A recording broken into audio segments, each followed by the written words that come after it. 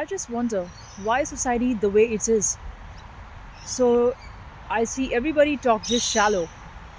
Be it in office, people are just coming together and gossiping and talking something that makes no sense. They know very well that the talk that one person is speaking about is not being truly taken and received by the other person. And they know very well that the level of conversation is so low. So I wonder when they do not want to be low and constantly the struggle inside a human is to you want to push yourself to get better. And despite knowing this thing, we still continue doing the shallow conversation. So that is very energy draining for somebody like me who's an empath.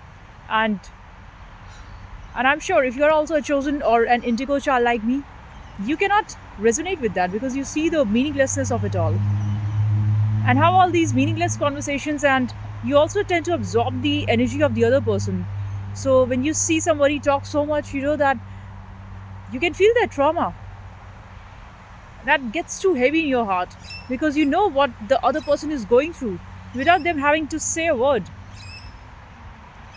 So they just want to avoid you or they just want to they just want to cover something in them which is so evident, like you just know that there's a lot of pain inside and they're trying to hide it with some shallow level talk just so that they can avoid showing who they are. But in silence, you do know exactly what they're going through. And then you tend to feel sad for them also because they have got that pain and you feel that. And then you just think, is it okay if I just sit and listen? Because that's all I do. I don't say. I just listen because I can feel that they have never been hurt their whole life by their family. They have got husbands and wives and children and grandchildren, but I see they're so unheard. That's why when they meet a stranger who they can rely upon, I see that they just want to speak a lot. They want to just let everything inside themselves out. And I feel the amount of suppression that they have had. They feel they're just suppressing so much of their emotion because they've lived so much suppressed life just to attain that thing which they never wanted. That fake relation, that fake job, that fake stuff that they are doing. And now that they have it because they work towards that, now they just cannot hide from it. And all they do is keep on plastering layers of lies and pretending who they are not. And the jealousy of the people.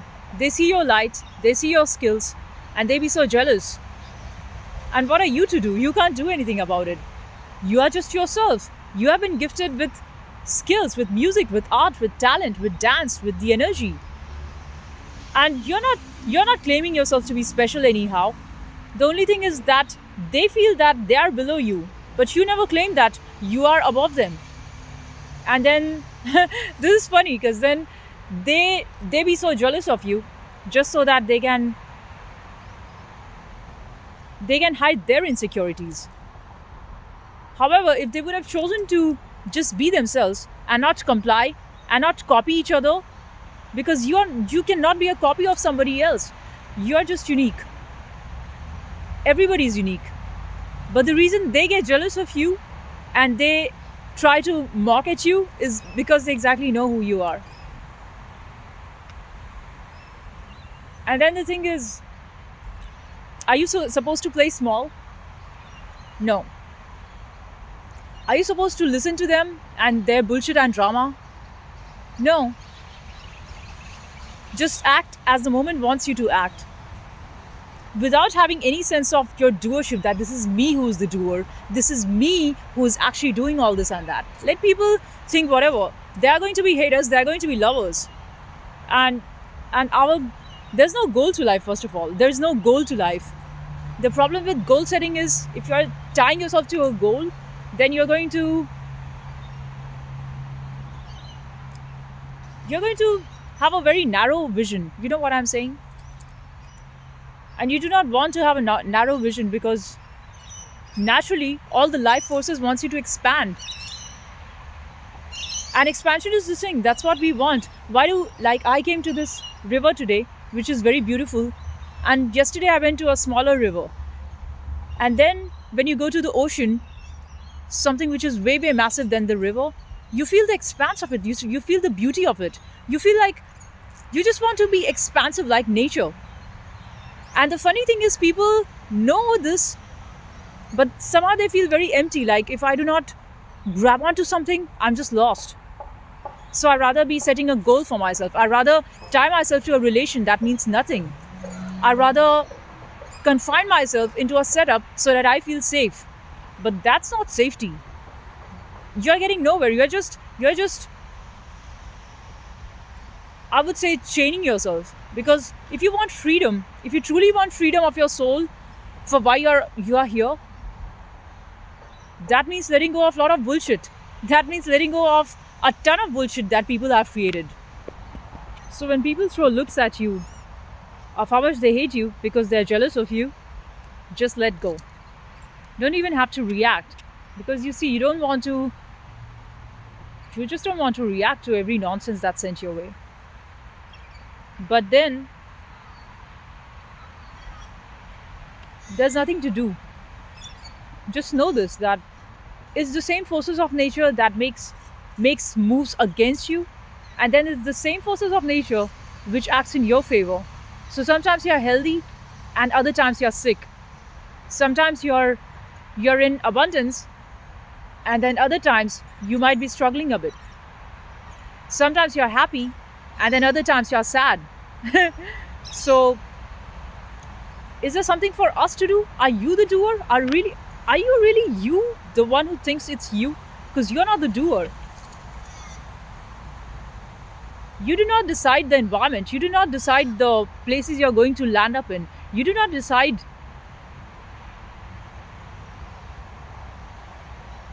I watched a very nice video on free will and destiny. How much is your free will, and how much is your something which is already decided. So, by all means, it says that you do not have a free will. So, if your birth and your death and the life that you are going to lead to, and all of this flow of life is already determined, and you're not doing, then you see the burden of dropping the eye. You see the lightness in it. You see the you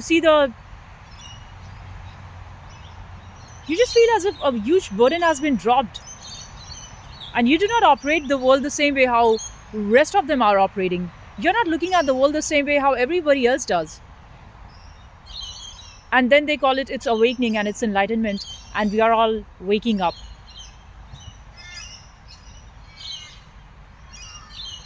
Then you do not want to go back to the older ways.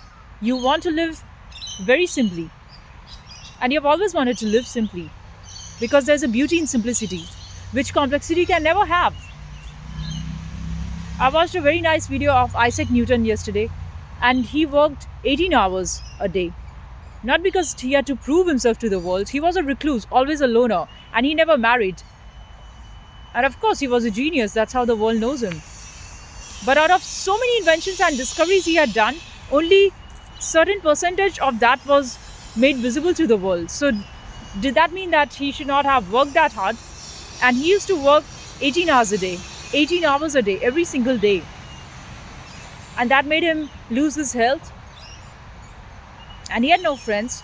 He was a recluse because he saw the meaninglessness of the shallow talk.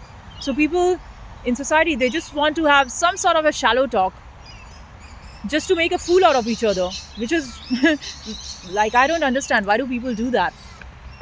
One time when UG Krishnamurti, the brother of Jiddu Krishnamurti, was asked that we want to follow you because you seem to have the answers. So he said that don't follow me because I'm lost. And there's nothing that you can do about it because everyone is lost. People want to delude themselves by thinking, if I do this, I'm not going to suffer. If I do that, I'm not going to suffer. But that is not true. And inherently, whatever you do, you are going to end up in a lot of suffering, and also end up in tiny moments of joy. So to expect that everything just must be rosy all the time. My garden must have roses grown all throughout the lifetime. That's not going to happen. Flowers grow and then they wilt and then they die and then the new flower comes. That's how the nature is. And we are all very fragile and we are all very, very much vulnerable too. Yeah, I should say vulnerable. Because if you are trying to, if you want to just show how solid you are all the time, you know that doesn't work. So when you get so charged up and you want to feel motivated and you want to do this and that, and you watch David Goggins videos and he says that, yes, make it happen, fuck happiness, let's just hustle and just fuck everything else. So what do? You get into that charge mode and you feel like, yes, let's do it. But then you know that even at the end of the tunnel, it's going to land you in an empty zone. So like if you say I want to run and I want to run 15 kilometers and you keep on running and you keep pushing yourself, you know exactly that some point in time you're going to feel like I'm completely drained and I just need some rest for myself. And all this mad hustle culture, I don't get it. I don't get that. In fact, the forces of nature, those are the ones that are deciding your interests and things that you don't like. Why are there people who like shallow conversation? Because they have been living in that environment which made them feel unsafe, that if they do not talk shallow talks and if they show up to who they are, then people are going to hate them. Now they feel completely terrified showing who they truly are. And that's the reason why people go for all these shallow talks, which is absolutely meaningless. And what is the speciality in being awakened? There's nothing. Like when Buddha was asked, what have you gained out of enlightenment? So he said, I've not gained anything special, but then I've just dropped all of the nonsense. So he has let go of fear, of worry, of depression, of useless things that the society wants to portray on you and force on you. No, I would not listen to them because I've never taken advice from any of those who I do not look up to. So if people criticize you because you show up to be who you are, if you show that you have got soul, and if you stand alone and that's why they despise you, let them do that. Because you're not, you are first of all not like the herd. You think different. And that's why you made those choices of being on your own. On the plane of duality, the game goes on. So naturally, out of the yin-yang energies, the darkness wants to consume the light and the light wants to consume the dark. Though if you check it for real, the light has always wanted to just be. But how it appears in the world is that the dark energies are out there. They are constantly active in momentum. And the peaceful ones, you might see them like those are the saints and yogis. And you might think they are not doing any sort of a value addition to society. But that is not true. They're very silent prayers, or many times they just meditating. That is the one that keeps the world going at a very nuclear level. And you feel that there's a quality of goodness in that. That's sattva quality. So again, if you're just chosen on the light side, you would be forced to act upon like you're on the light side. If you're on the dark side, no matter how hard you try, you are going to act consciously or unconsciously out of the dark energy mode. On that, you do not have any say. There are people on the street, there are people on the traffic who would cut you off and who would scream and who would just act barbaric. So what are you to do? You just keep quiet and you keep driving. You just move ahead.